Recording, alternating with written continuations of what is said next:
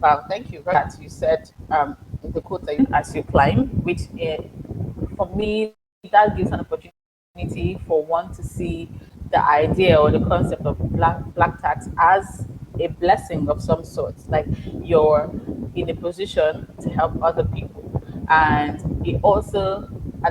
It also gives a room for me to connect with what Annie had also contributed earlier, where he says you cannot grow or control what you cannot measure, right?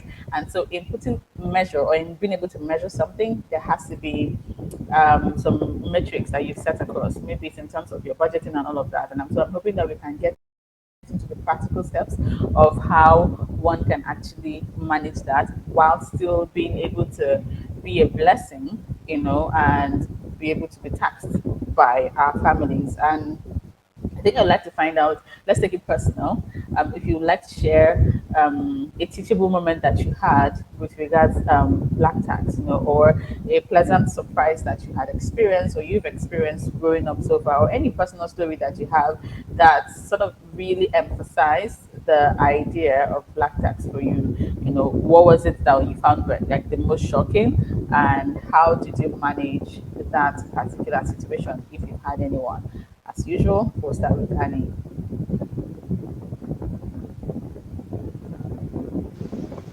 What I found the most shocking, I wouldn't say it's one moment. I'll say it's a series of moments. When this thing they say where what they say till you learn the lesson, you'll continue having the experience. Um, so for me, it was the realization that it just never stops. Like there's always something more. Somebody always wants something extra, no matter how much has been given or has been invested, till a person learns to fend for themselves, they're going to keep coming back. And every time I see it, and again, it's not something that manifests itself in one way. It's a bunch of different situations that just keep teaching you this lesson that this thing keeps it. A taker has no limits, so to speak. And I guess it's even more shocking for us that we aren't taught to set those boundaries, but then somehow there's this overwhelming sense of responsibility that gets you, dare I say, feeling guilty when you can't even rise to the occasion. Right. So it's like we're raised with this idea that being able to help, it is beautiful, but we're not taught that there should be lines drawn. So in a bid to help other people, you end up outing yourself because we're raised to believe, yes, keep giving and keep giving and keep helping. And when I learned that setting those boundaries was up to me, one, to dealing with the inconsequential guilt that comes with saying no was up to me. Three, educating. I mean, if you love these people and they love you, then the duty or the burden of educating them or enlightening them further is on you. I guess for me, that has been so. Like, whenever I get to a moment or a point where I'm like, oh, this again, I'm like, hold on. This is a human being that can learn and can be taught. That is my responsibility. Expecting to, so like Laurie said, sometimes no one even asks, oh, how you doing? Have you had any sleep? Um, I don't know. Very simple questions that make you feel human, Right. right? I mean, we kind of expect them to exactly. We expect them to look out for us in these ways because we're looking out for them in other ways. But the biggest realization for me is that many times that has to be taught. And again, these things don't come from places of malice. It's just sometimes people are so overwhelmed by what they're going through that they don't see anything outside of that field of vision. But yeah, for me, I guess that's the one thing that still hits me every time, that the responsibility is on you to Right. set those Okay. boundaries. Okay. Thanks, Annie. I think we'll come back to this. I would like to, because I'm hoping that we keep this as practical as possible, and I would like to come back to you on how you actually set those boundaries. Like, what exactly did you do? What did you say? And of course, how you were able to manage the guilt. because look, let's keep it real. That guilt is real. Like it is just a reality we live with. You know, someone calls you. Sometimes you don't even take the phone call because you're not capable or you don't have the ability to sort out what it is they're going to ask, and you're just like, oh my god, why? So you need to tell us how you've managed to handle that guilt, but we'll come back to you on that. Let's hear from David on teachable moments you've had with your experience from black tax, or if you've had any pleasant surprise or any personal experience that you'd like to share with us. Right. I think the one thing that I just to add on to what Annie really talked about, the one shocking realization is that it's actually possible to spend almost all that you're earning in quote unquote paying black tax. And at the end of the day, actually, you're left struggling when you actually had, some, I would even decent or reasonable, income. So I think that's a shocking realization. I think it's important to keep that in mind, that it's actually possible because, like Annie said, the calls never end, the needs never end. No matter how much you may support someone or some people, maybe it doesn't end. There's always one more person to help, one more event, one more wedding or something that's happening. And so, the one thing that was a shocking realization for me, it's at some point I would, and I've been doing this for the last more than 10 years, realize, wow, I just got like a small emergency. That means maybe a small amount of money, but I've been paying so much black tax. I don't even have that little amount of money to lift myself out of that little challenge. So I think that's really important to remember. Yeah. Right. Okay. All right. Laurie, let's hear from you.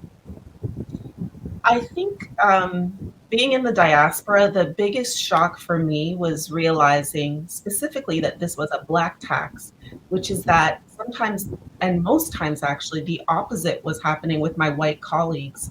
Their parents were paying for their rent or, most of their education. Because sometimes I was like, how are they affording to live in this neighborhood or that neighborhood? Or how did they afford to buy a house already? Or, because I know, like, okay, we both started this job, entry level, what have you. And it was that, the opposite was happening in those communities. Their parents were subsidizing their rent so they could live in a certain neighborhood, giving them the down payment for a house, that kind of thing.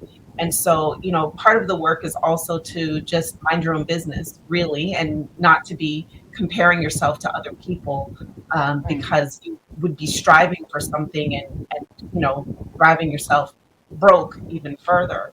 But the other thing I think more in terms of our community was for me realizing that the person who might be coming to me for something within their village or within their community, somebody was going to them for something. So that whatever I sent to them it wasn't even just for them.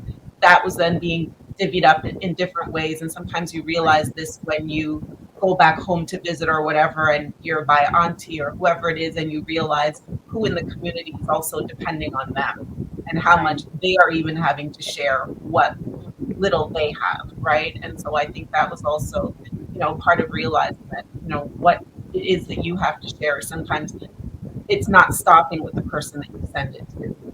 Right. So there's some kind of funnel around it where it comes from you and it trickles to, as many people as you can get to. Wow. That's just, I don't know. I think the idea of it just makes me feel sometimes like, oh, maybe I have to even give more. Or I don't know, because it's just like clearly the person who I'm giving it to is not enjoying everything that I'm giving to them. Okay. So I feel like we've actually touched a little bit on some of our personal experiences and a little bit on what has been surprising and a teachable moment for us, right? So I think the next question I want for us to tackle is the practical aspect of it, which, like I told you, Annie, we're going to come back to, which is what is your personal strategy to managing this? And you had hinted that part of yours was setting a boundary and also being able to manage the guilt, right? So if you could expand on that a little bit, and then we'll take it on with David and Laurie and hear from you what your personal strategies are with managing black tax, and if there are like any life hacks that you can share with us or tips you can share with us that we can manage them. Because David, you said you've been doing this for what, 10 years now. I'm sure in 10 years you've garnered a wealth of experience that you can share with our audience on how they can manage this, because there are lots of young professionals who are tuned in today, and some of them may not have started living the reality of black tax, but they will soon.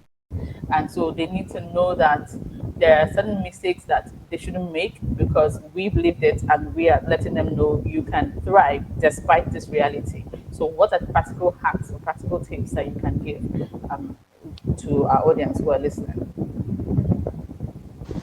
Okay. Any? So speaking off of personal experience,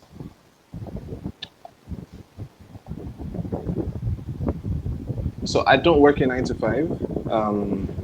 I'm a creative entrepreneur of sorts, so I do a bunch of things. Yeah, and someone spoke about a funnel, um, which is interesting because it's like money runs through a funnel around the world. Someone gets it and gives it to somebody else and gives it to somebody else, kind of like that. And even within your circle or within your family or within your space or your sphere of reference or whatever you want to call it, the money you get goes somewhere.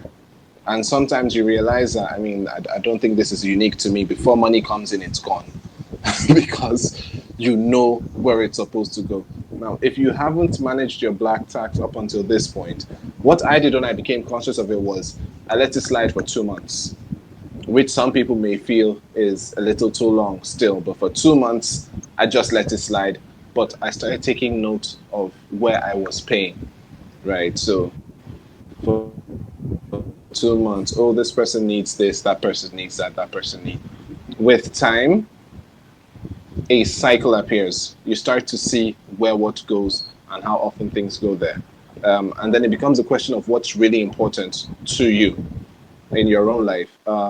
Because one thing black tax does, well, one upside to black tax, which I guess we don't give enough credit to it for, is it helps you raise your game. Because it's a different ball game when you're trying to feed yourself versus when you're trying to feed a village. So, so you kind of you're open to more opportunities or more ideas on how to get more coming in, depending on how much is going out. The same way some people never have money till it's time to pay rent is the same way some of us never have money till there's someone to help.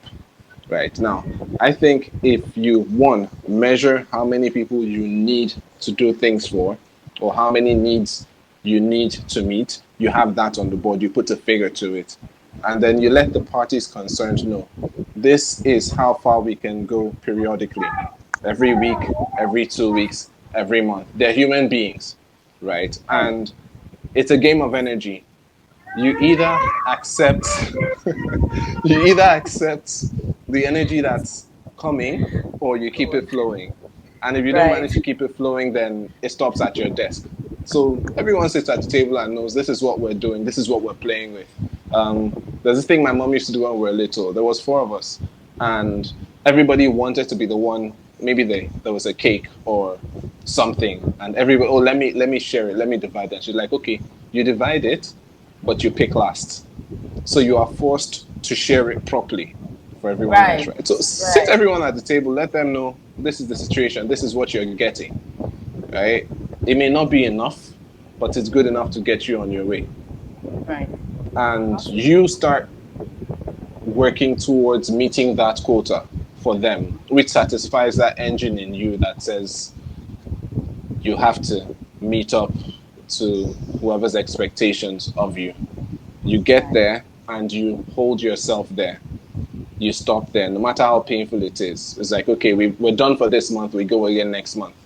Right. It's discipline at the end of the day. It's not the easiest of things to do, especially if you're a very kind hearted, beautiful souled person. You will Right. struggle, but you kind of have to get past that. just so you pretty can much have some set peace. a firm boundary and just sticking to that. Yes. Right. Yes. I wonder how the place of budgeting comes into place with that as well. But I think we'll try to summarize that when we're closing up. Where first